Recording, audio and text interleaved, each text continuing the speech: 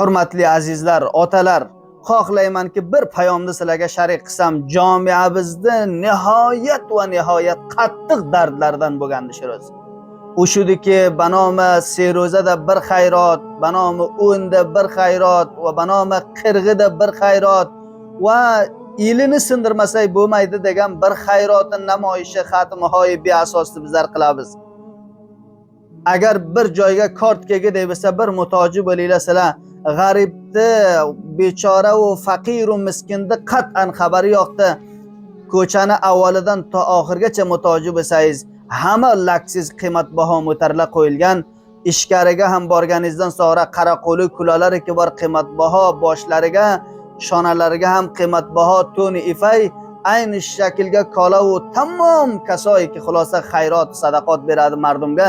Ana shu kishilar xayrot egani kelgandi.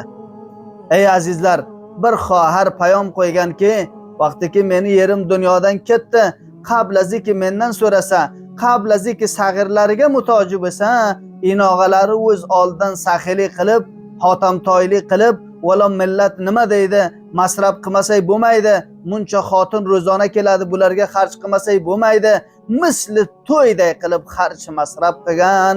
Hozir 200 metr o'shandan qolgan, men endi boshimga to'rfoq savraymiki bor, bu 200 metrda ham bir katta les qilib kelganki, valo mana shuncha masraf bo'libdi, zaminni sotmasak bo'lmaydi. Janobi Mavlo so'yib, sizlar saxt mas'ul, sizlar payg'ambarni joyiga o'ltirgansizlar, nima uchun jamiyaga aytmaysizlar deydi.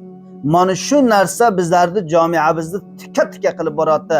Lihozo birinchi mas'ul ulamolardiki bor boyat bu mavzuni millatga bildirsa edi. Ikkinchi namoyandalar, arboblar va ayni hol muhsin safid va xayrxohoy millat bo'ladi. Hamma biz qo'lba-qo'l bo'laring. Shunday bir yomon muravvaj beasos muzaxrafot narsani boyat jamiamizdan uzoq qilib deysay.